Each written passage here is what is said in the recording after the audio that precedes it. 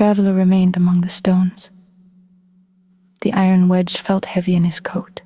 Not because of its weight, because it belonged here. Of that much he was becoming certain. He returned to the place where he had found it and cleared more snow from the floor.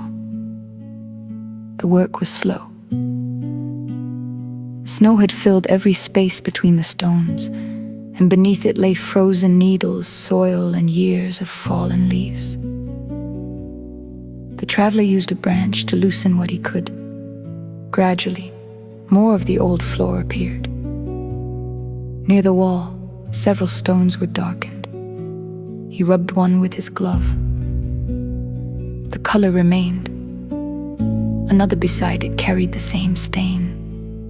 Black, not dirt, soot.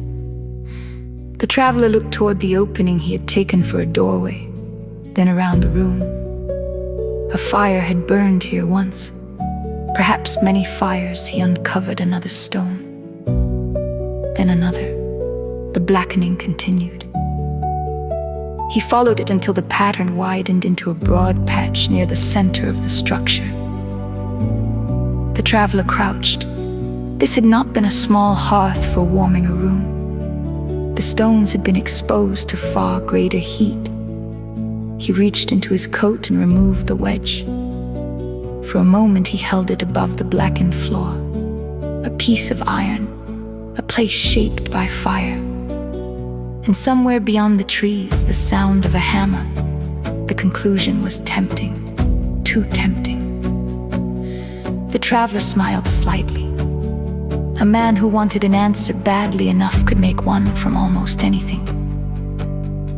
He placed the wedge back inside his coat. Then he noticed something near the edge of the burned stones.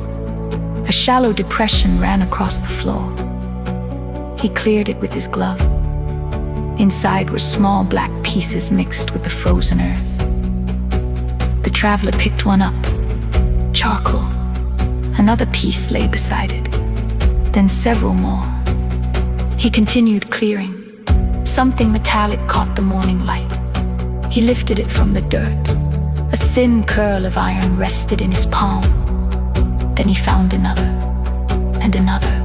Small pieces, waste from working metal.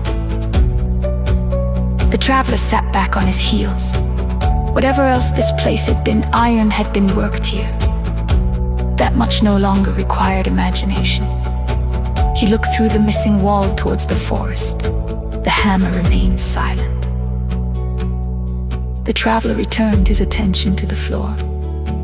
Near the far end of the burned stones, the snow had settled into a narrow hollow. He brushed it away. Beneath it was a rectangular block of stone. Its upper surface was worn smooth. One side had cracked long ago.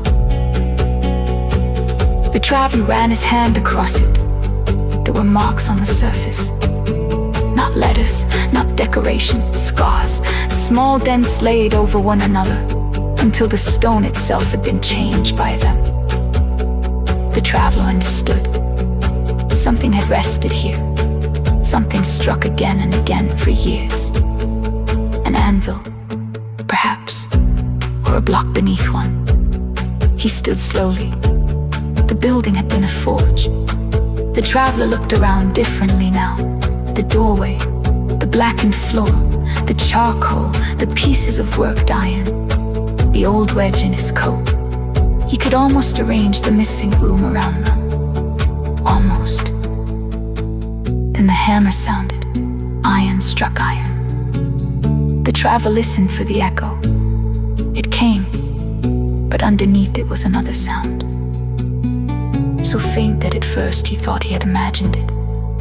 The traveler held his breath. Nothing followed. He waited. Eventually the hammer struck again. The echo returned. And beneath it, for only a moment, came the sound of fire.